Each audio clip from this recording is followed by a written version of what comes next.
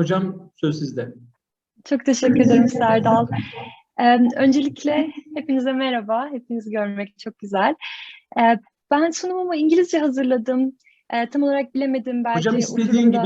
istediğin gibi sunabilirsin. Tüm katılımcılarımız İngilizce konusunda hiçbir sıkıntı yok. Dolayısıyla Aynen. nasıl arzu ederseniz öyle sunabilirsiniz. Tamam. Ben İngilizce hazırlamıştım. İngilizce sorayım ama Türkçe, İngilizce fark etmez aralarda. Nasıl Tamam. Siz istersek nasıl öyle isterseniz. olsun.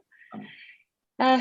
Tekrardan hepinize merhaba. Bugün evaluation of business ideas is what I'd like to talk to you about today. And it's something I do a lot with my students. So I'll tell you a little bit about what I do in my job and how it relates to today's session. I'm a senior lecturer of innovation and enterprise at Dyson School of Design Engineering. And this school is one of the newest departments in the engineering department of Imperial College in London. So today I'm based in London, speaking to you from London. And I teach entrepreneurship to design engineers, final year or master's level design engineers. So very similar group to yourselves. And I have taught them for about 3 years now and have some observations. And one of the biggest observations I have is about how people with technical background approach starting a business and the kinds of tools that might be useful for people who are coming from non-business backgrounds. And amongst them is the business model canvas. So that's what Serdal has asked me to talk about today. But at the same time, there's quite a lot of hype about the canvas. And for some people, it's actually almost like a religious book. And that's not how I see the business model canvas. It's a tool. It's a very useful tool, but it also has its own faults that we will talk about. So it's something that we can put into use to get our ideas really clear and maybe try to evaluate these ideas. So today I'd like to talk to you about business models, because business model canvas is basically a tool to design a business model. And then I'll talk to you about the different elements of business model canvas and how to evaluate different ideas using the business model canvas. And most importantly, I'll talk to you about how to stress test your business model. It's quite easy to put together a business model, but majority of the business models that I see day to day in my job actually don't make a lot of sense, or they have parts that wouldn't stand the test of time. So as entrepreneurs, as founders of businesses, it's your job to evaluate these ideas really honestly and really thoroughly. And I have some suggestions to do that. I have a good number of recommendations for resources you might be able to use, and I'll bring those up at the end of today's session too. So what is a business model? And I haven't said this, but I think we're a small enough group, so feel free to raise your hand and just unmute yourself and contribute to the discussion. I would love people to contribute and to share ideas. So what is a business model? This is something you must have heard up until today. What is a business model? Anybody in the audience?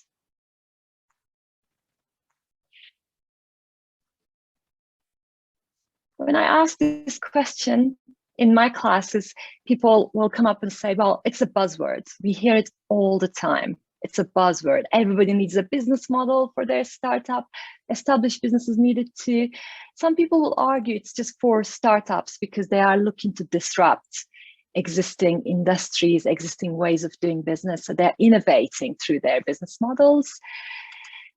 Others say, well, you know, back in the day, you needed some business plans, and the business model is what came up to get rid of the business plan. So you don't need those lengthy documents. What you need is a good business model that you can put on paper to answer the questions that your investors or your stakeholders want to know about.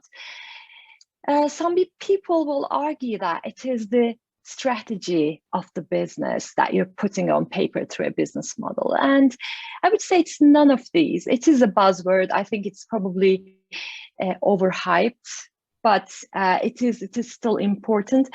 It's not just for startups. Established businesses have business models, and startups are looking to disrupt those in most cases. And to some extent, yes, business models are replacing business plans. They are not as common, but they're not a replacement for business plans. If anything, for instance, pitch decks are what replace business plans. And is it a strategy? It has important elements of a strategy, but it's not a strategy either. A business plan is basically a story that explains how your enterprise works. And I tell this to my students all the time. Entrepreneurs are storytellers. So you are here to tell a story about what you are doing, what problem you are solving, how you're solving it, and how you are best placed to solve this problem. So your business model is actually that story put together.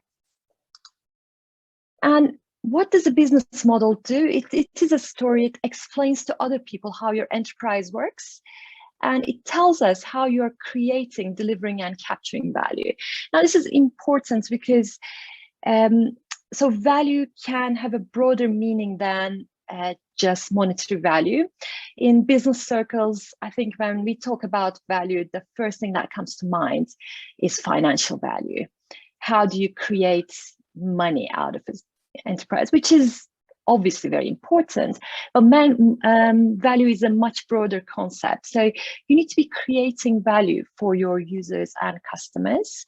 And there's a very famous CEO in the UK that I invite to my lectures to come and talk to my students. And the first thing he says to my students, so I'll pass on the message, is that gone are those days where businesses were just looking to create money, because your customers are so much wiser, so much more advanced in understanding who's just out there to make money and who's out there to deliver value. So you really need to be delivering important, meeting the needs of your customers and delivering value. But it's not enough to create and deliver value. You also need to have a way of capturing that in financial terms for your business to be truly sustainable. And I see this quite a bit. I have a wonderful group of students, and I think the group here would be very similar to the people that I teach. They are fascinated and really keen to solve social and environmental problems, which is fantastic. But sometimes they don't think about, and they have good ways of solving those, but sometimes they don't think about how to capture that value for their enterprises. So your enterprise still needs to be able to create revenues for it to be sustainable. And actually, if you want to solve a big problem, environmental, social, the better it would be if you could create decent revenues out of it, so that you can simply grow bigger and you can solve the problem at a larger scale. So think about value in broader terms. Think about the value you create for your enterprise, but think about the value you create for the different stakeholders of your business. And also your business model is where you are thinking about the finances, the financial aspects of your business as well. It's simple to forget about this and ignore the financial side, but it catches up to you. And business model, you are told to think about it from an early stage when you're considering to start a business. I would add to that, I would say start thinking about the financial trajectory of your business and the finances of your business. You need to figure out how much it will cost to make the goods that you are, or the services that you're wanting to deliver, and how much of it would be profit to you. And it catches up and it kind of catches people by surprise towards the end of, I teach a 2-term module, and towards the end of second term, they realize, oh, they got a fantastic product, they got a decent business model around it, but they haven't really put the finances together. So what it costs to make your product is something you need to think about, and how much you'll be able to sell it to at an early stage. Classic business models, and a lot of us are very familiar with these things. There are apparently over 50 types of business models, and I've put a little link here. I will be sharing the slides with you after today's lecture, so you can take a look at these, but there are over 50 of them. some are more classic, some are more emerging. I'll go through a few of them that you would be very familiar with. So freemium, this is how lots of apps work. So for instance, your Google Drive, the first 15 gigabytes are free to use, but if you want any more space, you need to pay. So being on an app is free, but if you want additional benefits, it's premium. It's extremely common business model, particularly for digital products, but it's also quite a dangerous one because there aren't that many applications where people pay for premium. So people are quite happy to join on free services, but they don't go on to convert into premium products. So an interesting business model that doesn't work for everyone. Another one that's quite common, and a lot of the big tech companies are coming under fire because of this, is the hidden revenue. So it's your Google. So on the surface, it's a search engine. It serves the users to create value through delivering information. But on the hidden part, it's actually an advertising engine that allows companies that pay to advertise in a fairly targeted way. And we have a lot of these businesses, such as Facebook and so on. And those companies are currently also looking to find ways to make this business model fit with users, as users are coming up with, for instance, privacy concerns towards these companies. Peer-to-peer business models have become really popular in the last decade, I would say. It's your Airbnb, where the hosts are directly renting their apartments or rooms to visitors on a digital platform. A very classic one is razor and blade. That was what Gillette had at the first place. So they would sell the razor, they would sell the razor at a really low cost, sometimes below the production cost, but they would make their money on the blades, which you replace all the time. So a more recent version of that is Nespresso. So the coffee machines that Nespresso sell, they sell them with no margins, and they used to make losses on them. But where they make their money are the capsules that you buy on Nespresso machines. Another one that's quite common is subscription business model. So it's your Netflix that you pay a monthly subscription. But we have seen subscription models diffuse into a lot of industries. So you must have heard, for instance, software as a service. So a lot of digital businesses actually provide software to other companies, but they sell it as a service on a subscription service. And this is quite a nice one for a lot of startups because it guarantees monthly payments if you can get people to agree on a subscription. And it actually helps you flatten those fluctuations in your balance sheet. And that seems to be quite an attraction for startups that generally suffer from one, repeat purchases, two, fluctuations in their profit and loss statements or balance sheets. And similar to subscription models, sensor as a service. So your sensors, for instance, the Google Nest, that allow you to control heat and temperature and so on in your home. So you've got sensors in a place that provide you a service. Again, as IoT technologies grow and mature, we see more of these business models. Another one is a toll booth, and so this is obviously in Turkish haraç kesen. So we have a platform that gets a cut out of everything. So think about Apple's platform, where everybody has to put apps if you want to get them on people's computers and phones, and Apple gets a cut, and that's quite a common business model as well. So these are just the classics, but as I said, there are more than 50 of them. Have a look at this link that I provide here, and that's going to give you a lot of different versions. And why is it important to be aware of different business models? Because yes, different business models, apart from these classics, will emerge as time goes, people will innovate, come up with business models, but typically you could actually take business models from different industries and apply to your industry.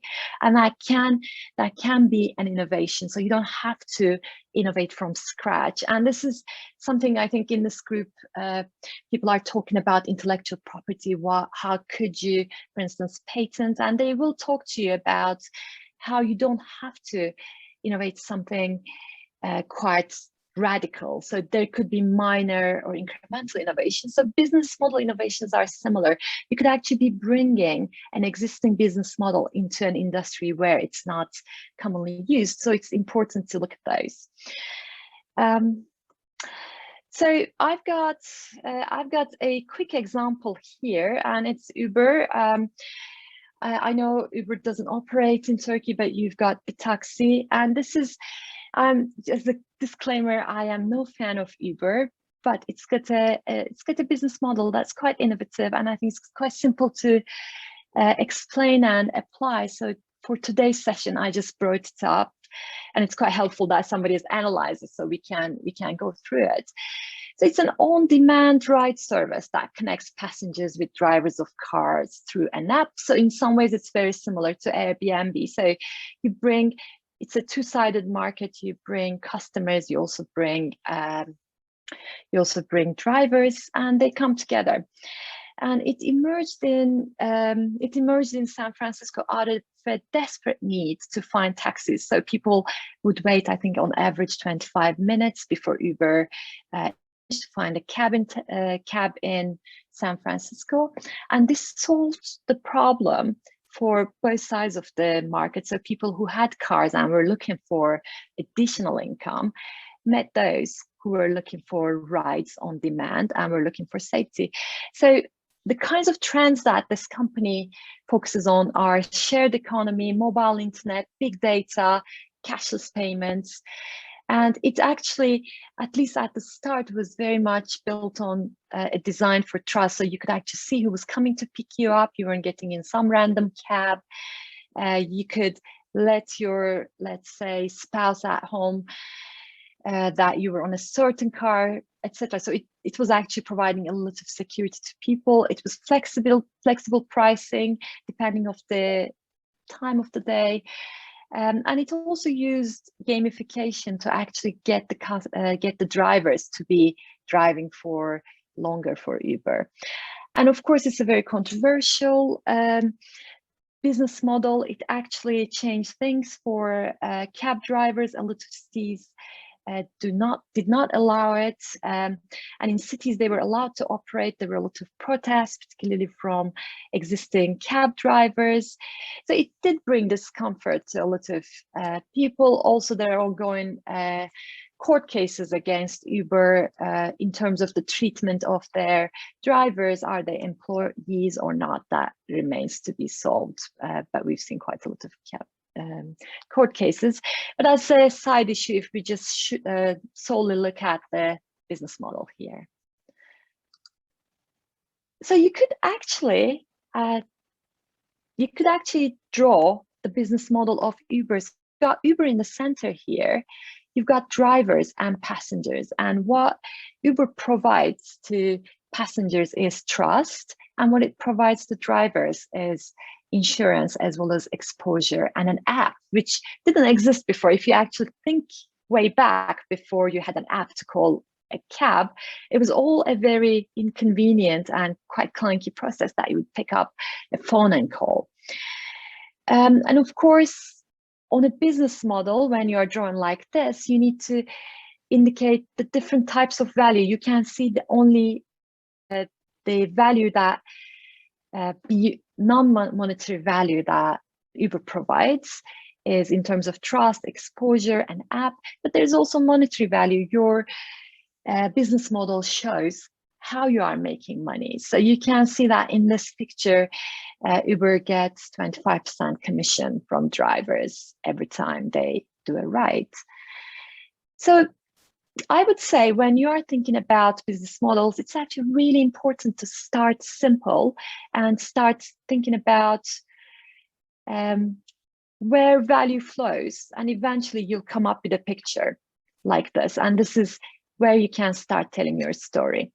And just thinking about what makes a good business model, it needs to be really simple. Complexity can come and will come at a later stage, but a lot of it can also be just for your eyes, because not everybody needs to know every single detail of your business model. You need to know it. You need to have it on paper, but you need to also be able to explain it to external people. So it needs to be easy to understand. So I sit in a lot of judging panels, or I sit and watch pitches from startup founders, co-founders, and there are a lot of times that somebody presents their business model and I just find myself looking at their screen or presentation, not understanding what they are talking about, because it's just too complex and they don't explain it really well. So remember, I think most importantly, that your business model is a story that you're telling people, and it needs to be understandable. It needs to be attractive. It needs to be simple.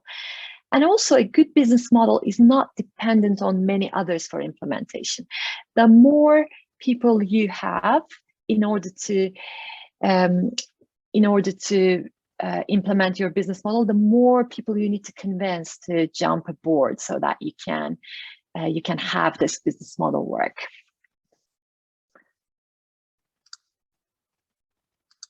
Okay, so where do I start to draft a business model? I would say start from the existing picture. Say, think about the industry that you want to operate in. That might change, but you probably have an idea where your business is likely to operate. Let's say life sciences, or let's say textile industry. So I would start looking at the existing picture in that industry, and I would ask the question, what is the common industry logic? What is the what's the dominant business model that people are using, and what needs a change, and how would you change it, and why hasn't anybody been able to do it? So obviously, the last question, why hasn't anyone done it yet, shouldn't put you off. It's simply to get you to think about the barriers to change. So unless you understand those, you won't be able to come over them. But it's not to say that you can't do it because nobody else has done it. This is exactly what entrepreneurs do. They do things that other people haven't been able to do. But without the understanding and the knowledge of what stops change, you won't be able to operate. And you need to ideate to move into new directions. And I see a lot of entrepreneurs actually struggle here. They understand the existing picture, but they don't ideate enough to move into new directions. So I would say draw inspiration from other industries and business models. So ask your questions. For instance, you're operating, let's say, in textile industry, and ask the question of what would happen if things were to last forever, or clothes were to last forever, which comes from other business models. And people have already asked the question, what would happen if you could rent your or lease your clothes instead of buying them every time? And then you see the rental clothing business models, for instance. So look at different directions to change things, because if you are solely looking at an existing picture, you're not going to be able to see broadly enough. But most importantly, allow for ongoing iterations. This is something I observe very regularly. People start with a business model and they don't move far away from it. They don't iterate it regularly. I can't emphasize it enough. Your business model is going to be simply one that you will keep iterating and iterating, and you will eventually find a way to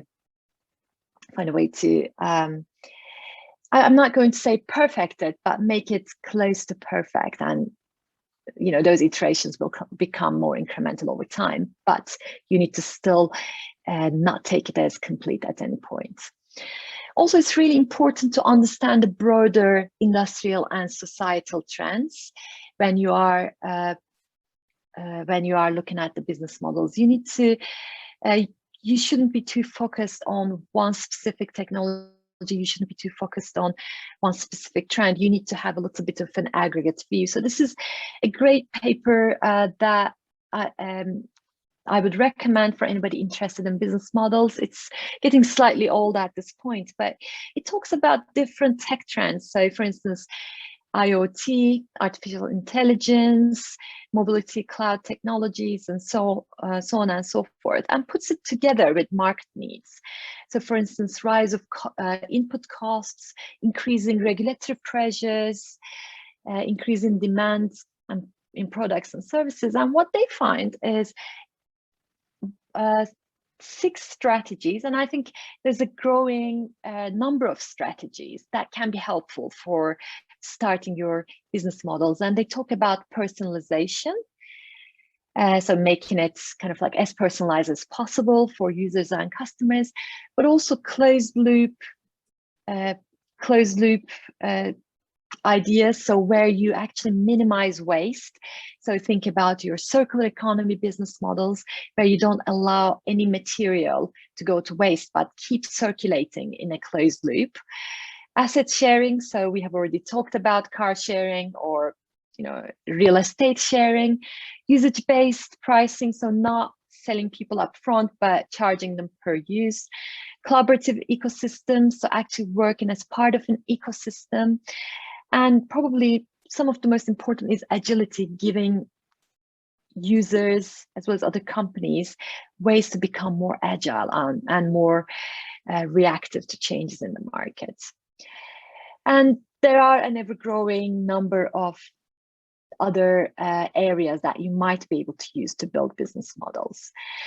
Before you go on to start working on your business model canvas, I would say the first thing you need to do is to figure out your value proposal. And as the name suggests, this is a proposal of what kind of value you create. And this is a value proposition canvas. I recommend everyone to do this if they get a business idea before they go into the canvas. So this is about listing all the jobs that your customer needs doing related to your product, and what kind of pains they have, what is not working for them, and the gains are what they are expecting. And now you can map these into what you are doing with your product. So your product, you can think about the jobs that your product does for the user. You can think about which pains it relieves and which gains it creates. So going back to the Uber example, so if you look here, it talks about the customer jobs on the right-hand side. And what the customers wanted was service varieties, different types of rides, but they also wanted on-demand availability. And exactly what Uber provided with its products. So on-demand cabs, it was efficient, it came quickly, you knew who was coming, etc. One-tap ride, so it's convenient, and ride share to, for instance, offer more variety. And the pains were processing time. As I said, it took a long time to get a cab, it was expensive, it wasn't trustworthy, and security was an issue. So through its services, oops, I'm sorry about that. Through its services, Uber was able to resolve all these. It provided cheaper, hassle-free, safe and cashless, reliable rides. And it also provided a lot of gains. So it was actually cheaper, on-demand availability, and it was shorter waits for rides. So think about the ideas you have, and this should be your starting point in terms of figuring out what value you are creating. And then we can have a go at the business model canvas. And as you can see, this is just a canvas, and you can just Google it and you will find many sort of different templates, but this is the main one. So it talks about different parts that I'll talk to you about in a second. But I would say it might be useful for you to start mapping the dominant business model before you map your own business model. It can help you figure out what's going on in your industry, as I mentioned before. And before we go into those different parts, I'd like to give a few points of caution here. So business model canvas is for your eyes only. Please don't use it in any public pitch event. I do see people present business model canvases with filled up parts, and that doesn't work out well. It's actually quite cluttered. Remember, it's a tool. It takes you to your business model, and your business model is a story. You don't need a canvas to tell a story. Don't start from scratch. I've put a link here. Check out existing business models and build on them. It applies to social businesses and not-for-profits. So I know that there are a lot of entrepreneurs who are interested in starting social businesses or businesses that don't make profits or operating on charity status. Still, you need a business model, and this model can work really well. This canvas can work really well. So putting the business model, kind of completing the business model canvas is quite hard work. It requires continuous iteration, so dedicate some resources and some time to doing this. So coming back to the business model canvas, what questions does the business model canvas ask? First of all, it asks you your key propositions. What do you do? And what value you create? Because it's asking you, how will you make your customer's life happier? And secondly, it asks you about your customer segments. Who do you help? And this is always quite challenging to figure out who you help. So it's your customer segments. Then it asks you, how do you do it? How do you go about delivering value to your customers? And quite importantly, it asks you, what do you need? And key partners, this is something I see entrepreneurs regularly forget thinking about. What are your key partners to get competitive advantage? Who will help you deliver the value that you're delivering? And we will look at it in the case of Uber in a second, but you do need, in often cases, partners who can help you. And then you need to think about how you can interact. How do you interact with your customers, and which channels you use to interact them? Oftentimes, your channels might be things like, for instance, advertising through your website, but it might be advertising in person. It might be advertising through social media. So it changes from business to business. At the bottom of a business model canvas, you have something like cost structure. That's something that asks the question of, what will it cost? So you need to start thinking about what it will cost. And this is where a lot of people think about the cost of making things, particularly if you are making hardware products. They think about the cost structure of goods, but those aren't your only costs. So you have to hire people to do the work that you're asking. You need to think about advertising costs. You need to think about hosting a website. So there are lots of businesses. You need to realistically cost for it. And you need to think about revenue systems. How much will you make and where that money will come from? And it's not uncommon for businesses to have multiple channels of revenue. So you might be getting revenues from different activities in your business. So going back to the Uber business model, let's start in the value propositions. They provide reliable and convenient transport to customers, and they provide my slides are jumping around. And they provide additional source of income for the drivers. And who are the customer segments? If I go to the right, the final right column, people in need of transportation are passengers, and their customer segments, you can also think about car owners. This is a two-sided market, as we talked about. The key activities here are platform development and customer support. That's really what Uber does, along with marketing that allows them to acquire passengers and drivers. And of course, they have key resources. Their brand is their key resource, I would argue, but they get a technology platform and a network of drivers as resources. And then Key partners, they have payment processors and map API providers. There are probably a few other partners here. Thinking about their relationship with customers, a lot of their relationship with customers is self-service. So you get an app that you can review and rate the drivers, and drivers can do the same for users. And there's a feedback system. But they also provide customer support directly, and the channels they interact with their users is through app and the website. An app allows them to bridge the drivers with the passengers. The cost structure, their biggest costs are their employees, marketing, and technology platform. This is where money goes, and their revenue is the percentage cut they get from the drivers per ride. So, okay, I think maybe question for Serdal here. Serdal, I was going to do a 10-minute breakout room, but I'm not sure if we've got time for it. So I want to do a quick exercise for everyone to go ahead and map put the business model canvas together for BioNTech. So we could do that. I could send you into breakout rooms, but given the time, and I'd like to talk a little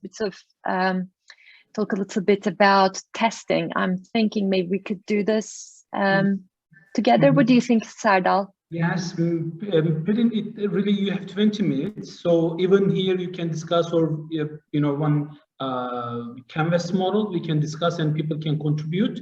Okay. That might save us some time, and you also can finalize your presentation. Okay, let's do it like that. Okay. So BioNTech, this was again a recommendation from Serdal to let's try to think about their business model. So BioNTech is a company a lot of us became familiar during the coronavirus pandemic, but they've been doing great work using the mRNA technology to actually provide solutions, personalized solutions for cancer treatments. They've been around for a good long time, and they went, their IPO was in, I believe, September 2019. Would anybody like to tell me what they do? What is the key proposition for BioNTech? And we could simply focus on what they currently are doing, which is the vaccines, obviously. But what is their key proposition? And there are really no wrong answers here. None of us are experts on BioNTech, but I'd love to hear a little bit from our participants on what value does BioNTech deliver. Pelin, if there's no volunteer, you can choose one. So can I? Okay, yes, then. Of course you can. I mean, okay, I feel empowered. Mainly a participant, that would be much easier for them to encourage them to contribute. Okay, so I don't really, let's see. Okay, so I'm gonna pick randomly, and I do apologize if I pick members of staff here because you all look so young, so I'm not going to know who's staff and who are students. So how about okay, how about Dilek Battal?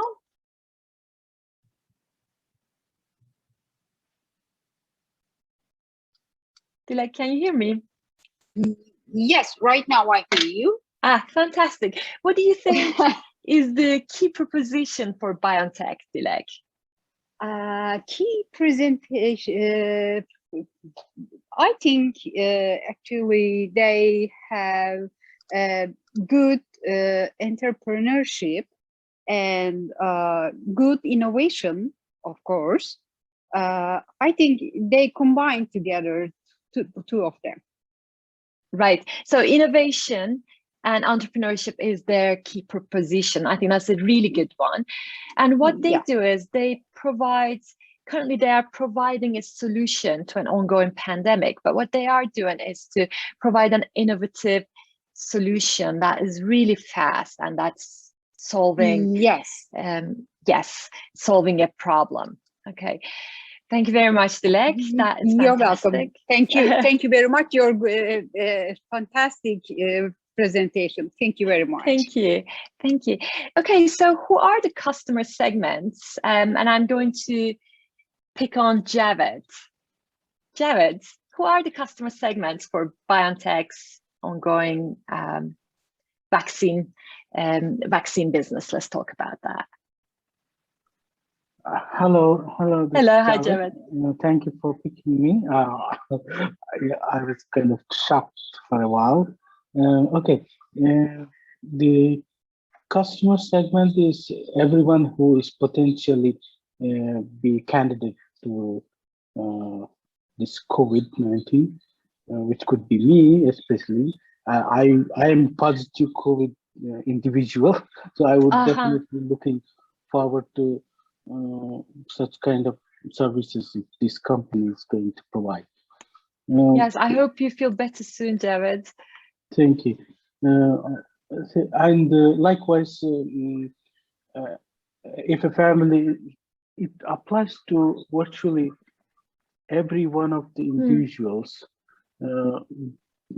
Just like in Uber case, every customer is likely to be associated with this kind of transportation, so it applies to everyone.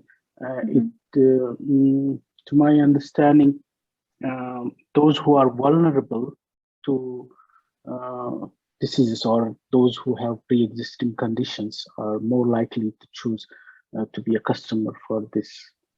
If I'm remotely correct.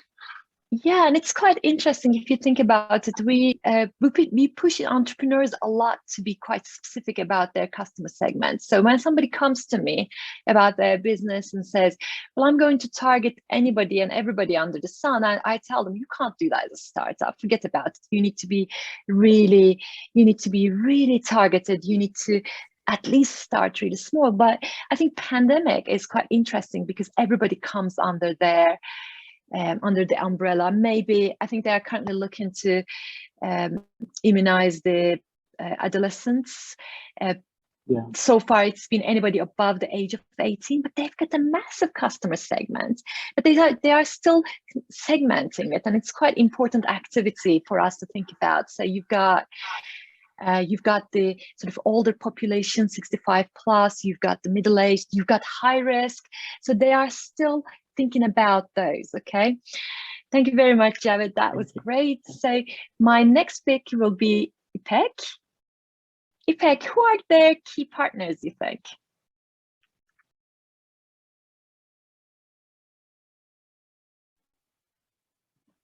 Like Pfizer. Hello. Yes, Pfizer. Hi. And why do they need Pfizer? To make mass production for the vaccine, maybe. Exactly, because BioNTech is a research and development company, and a lot of startups are. Manufacturing is very scale intensive, so you have to be able to operate factories. You have to have a lot of capital. That's not what startups, at least at the start, can do. So they are knowledge intensive. They create knowledge. They're R&D companies, but they need partners to manufacture this, and even Pfizer has partners to manufacture it as well. So you need a lot of partners. Thank you, Peg. Thank you for taking me. How about the key resources? What are key resources for BioNTech? And can I pick on Bilginer?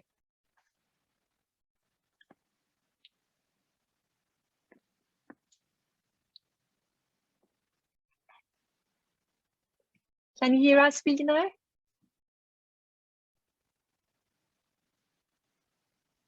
Okay, no response from Bilginer, so I'm gonna move to the next person. Typhoon, is Typhoon here?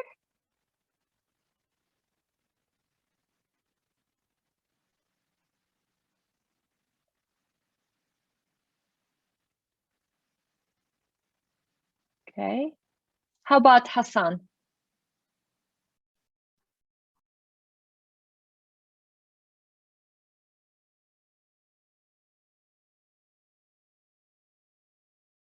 As I pick on people, Sardal, some people are dropping out, so. No problem. Maybe I can contribute, Pelin. Yeah, sure, go maybe we ahead. can discuss, yeah. For the key resources, okay, one is very important that financial resources we can add with this, which requires a lot. And on top of that, more technology, laboratories and equipment could be one of the main resources. I think those are the things came into my mind for when we talk about BioNTech and their vaccine. That might be maybe helpful for other researchers and the participants, our students here, to discuss what else could be the key partners, or sorry, not the key partners, but the resources, right? We are resources.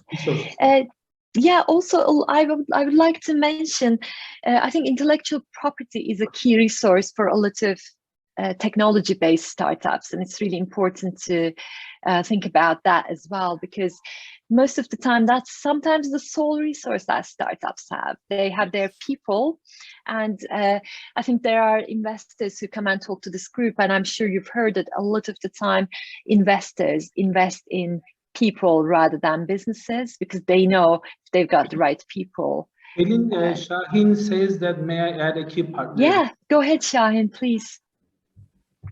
Hello, first of all, thank you. Sure. And I would like to add key partners, technology companies like Google, IBM, and Amazon, because they can help us the molecular simulation for the vaccine, I think. Absolutely. And they are technology partners. I think that's really good. It sounds like you have life sciences experience. Is that right? Yes. Yeah, sounds like it. Yeah, I don't know much about the sort of details of the R&D, but you're right. I think it's guided by a lot of these technological platforms. And certification bodies, I guess that could be one of the key partners, which is very crucial at this stage. Are you agree with Pelin? Definitely. And if I can add to that, I think there's also the trials, right? There are specialized companies that run trials. I would add another one. I think universities are really important partners for this. So for instance, the BioNTech, the founders obviously come from universities. So a lot of the knowledge is actually associated with universities, but other vaccines, for instance, AstraZeneca vaccine is developed with Oxford University. So there's a lot of, that's an important partner as well. For our team groups here, they're working really disruptive innovation or radical innovation or sometimes incremental innovation. What we can say is that European Commission could be, actually it's one of the big partners, key partners for BioNTech, because there was the, financial resources for BioNTech. Maybe it could be for in our cases as a key partner. Absolutely. So yeah, it's like the partners. Yeah. Also, you can think about these as your stakeholders as well, in addition to your users and customers. So it's really important. Yeah. So quickly going through customer relationships, how does BioNTech interact with their customers? Is Özge Çavuşlar here?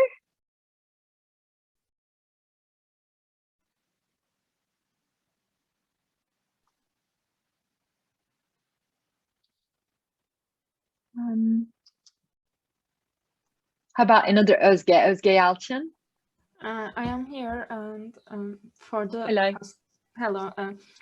for the interaction with customers, I think right now, because of the COVID, it is more interaction with okay. Sorry. I mean, like for COVID, it is more regulated, but I think it is again through another company. Is it Pfizer? Sorry. Yeah, Pfizer. Yeah. Yeah, I think now it is through them. Definitely, they definitely work with Pfizer, and interesting, like in different countries, the vaccine, I've noticed in Turkey, people call it the BioNTech vaccine. In the UK, they call it the Pfizer vaccine. So that actually goes to show how important Pfizer is as a partner, but also as a way of interaction. And it's probably as a bigger company, it's bigger it's better known to the users as well. So also it's important to think about people didn't know about BioNTech, but now they can go on their website. I had a look at their website, and it's quite well populated, communicates with customers. So they are communicating through their website, but they're also communicating with people who come for a vaccination. You get a card at the end of it, you get information about it that has all the BioNTech involved in that. And the cost structure, where are the costs for BioNTech? Is there anybody who would like to volunteer? Perhaps R&D could be one. R&D costs. Yeah. Who's speaking? Sorry, I couldn't see that on the screen. IP cost also one of the main issues. Yeah. Yep. So May technology costs. Yes, please. Hi. I think the most critical cost would be the unknown side effects of this technology, because mRNA vaccines is just on the first trial period. That's why the side effects, I think. And the insurance that goes with it, right? To Exactly. insure against that is a major cost. So that's very nicely pointed. Definitely. So manufacturing costs are, so I think the vaccine is sold at, I can't quite remember, but something like $12 per dose. So it's not a very high, that's not a very high cost in terms of the revenues when we start thinking about it. How that will change over time is something we'll need to see. But for now, we can see they've got quite high R&D costs to cover insurance, but also manufacturing. Manufacturing costs are quite small, and their revenues are coming from, of course, these per dose charges they make, but also, as Serdal mentioned, there has been quite significant public investment, so that's also going into the revenues. So you can see this is a very quick overview of how you could map out the business model for a company like BioNTech, and you would need to think about the specifics of your business when you are doing it. And this will take a lot of time, and you need to come together with your teams to do it justice, and it takes a while. So I want to talk to you quite quickly. I know we are running out of time, but how to know if you have a decent business model, because that's a question I get a lot. How can we know? And there are a lot of frameworks, but the gist of it is captured by Strategizer. So I put it for you to take a look here. The first thing is switching costs. So you want to build strong switching costs, so that if somebody buys your product, you don't want them to switch back to something else quickly. So if they are able to switch, if you have no way of holding your customers, then you get a problem. You want your customers locked in. So a business model that actually is able to lock in customers is a good one. How do you lock customers in? That is a different question, a strategy question, but for instance, through reputation is a good one. Recurring revenues, so you want repeat purchases to come. A lot of businesses struggle with this at the start. So they sell one unit quite easily, but people don't come back to purchase it. And then the third one is looking at your earning and spending. So that's the bottom level of the business model canvas. So do you incur a lot of your costs before earning revenues? And that's a death trap for startups. If you're actually making a lot of, if you are incurring a lot of costs before you can sell anything, that's problematic. You want to do the opposite. You actually want to charge people up front and then produce. Game-changing cost structure. So are your costs above or below the industry average? It's totally acceptable if your costs are higher. So you might as well be selling a luxurious product or a niche product nobody else has or offers, that you actually charge premium products. That is okay, but your costs they can't be too high. They need to be within reason. Your margins need to be high. And a lot of people don't realize, for instance, those who are having to sell through places like Amazon can't actually don't actually oftentimes take into account the cuts that these platforms take. So your costs need some serious thinking.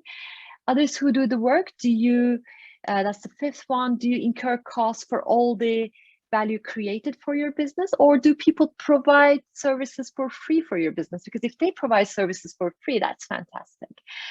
Scalability, how quickly can you scale? So if you are, for instance, in digital businesses, this is easier. So you can scale digital businesses a lot more easily. But if you are working with materials innovations, if you're introducing innovative materials, that actually is quite hard. You need to go into the lab. You need to spend money on, as Serdal said, the lab equipment and so on. Those are hard to scale. Nevertheless, we need those businesses as well. Not everything can be digital, so it's important that we know there's a role for them. And protection for competition, I would say this is what you need to think probably most carefully, is whether you are protected from competition or not. Can somebody imitate your business model and your innovation, or are you protected? If it's easy to imitate, if you don't have intellectual property you can protect, I would say be very careful, because somebody big can come and imitate, and you will have no business in a very short period of time. But how do I really know if I've got this right? You won't until you've hit the market. Most likely, even after you hit the market, you will need to pivot many times. So this is an iterative process. Don't look for perfection, but there are things that you can do before the costly move of hitting the market.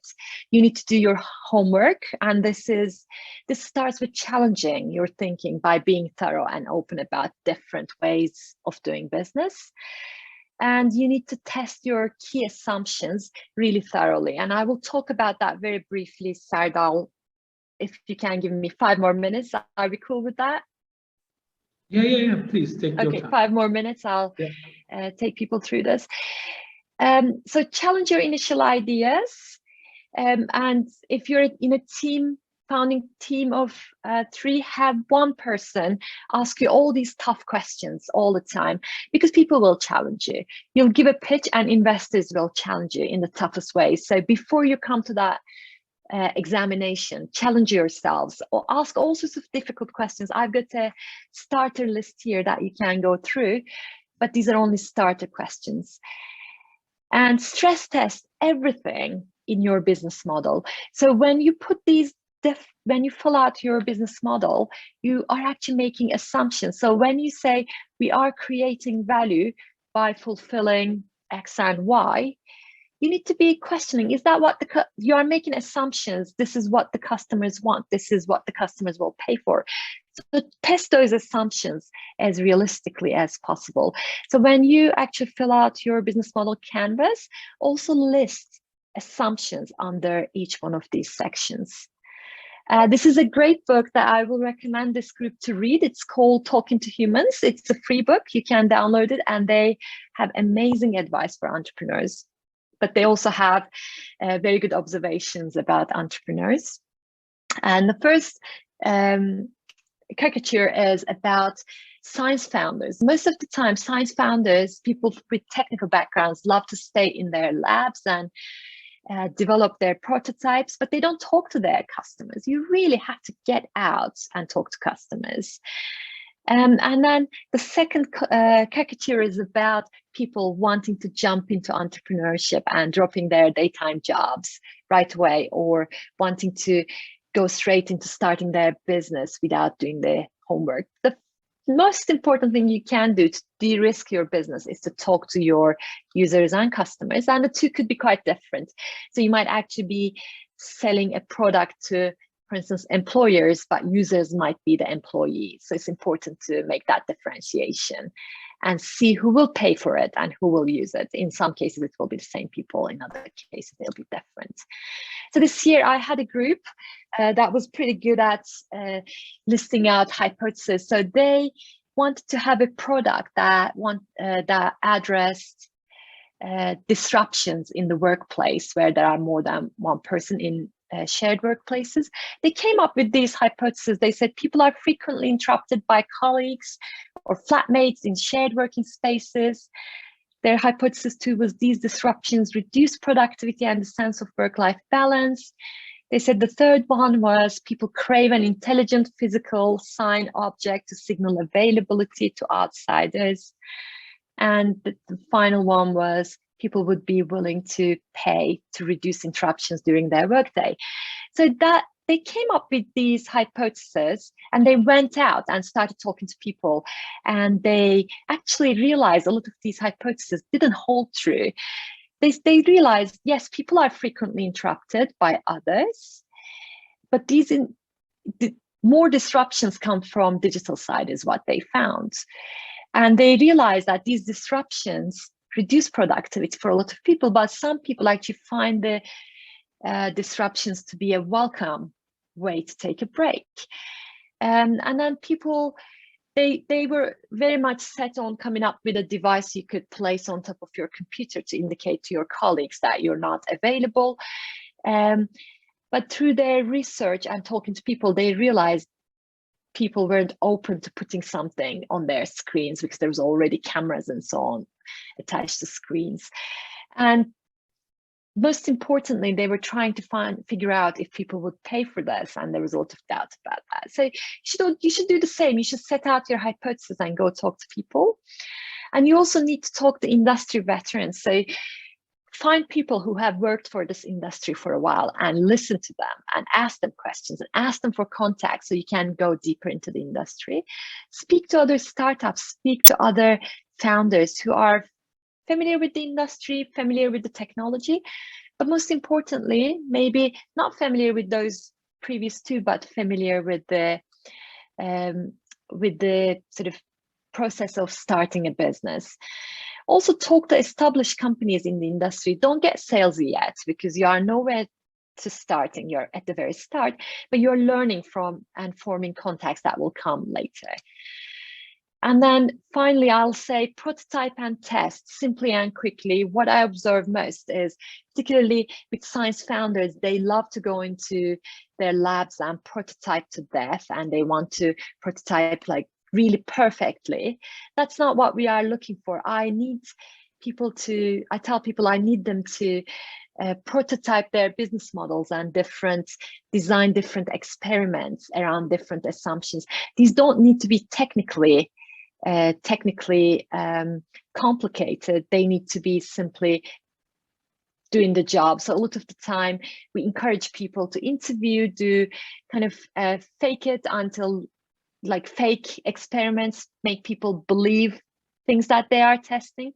So another great book that is free to download is Testing with Humans. If you are thinking of starting a business, I would say read Talking to Humans, but also Testing with Humans, and they talk a lot about prototyping.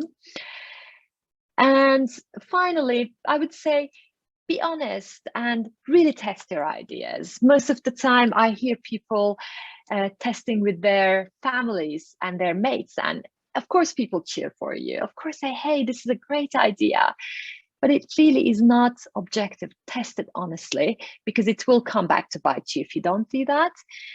And also be honest to yourself when you are designing experiments. Make it tough for people, for your business to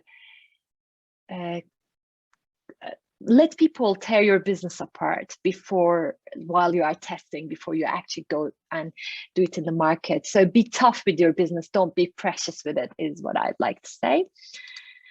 And here are some useful resources. As I said, I'll send my slides through. And my final piece of advice is do something good with your talent and time. So you are an amazing group of students who will at some point hopefully become entrepreneurs. Use your talent, use your education, use your time to do good for this world. And we have a lot of problems, but we also have guidance. So I tell entrepreneurs that they need to be able to find themselves in one of these 17 sustainable development goals. If you're nowhere here, you probably don't need to be doing that business. So think about where your business falls and make it happen, is what I will say as a final word. So if you've got any questions, I'm happy to take questions. Otherwise, I'll pass on to Saidal. Pelin, thank you very much. That was really, really nice presentation. It was nice to hear from you. And thanks for being with us today. Is there any questions? Arkadaşlar Türkçe, İngilizce nasıl rahat ediyorsunuz? Türkçe, İngilizce ya. Sorabilirsiniz. Çok teşekkürler Pelin. İstersen, bu arada bunu gönderirseniz arkadaşlar da paylaşacağız. Tabii ki. Teşekkürler. Var mı arkadaşlar sorularınız?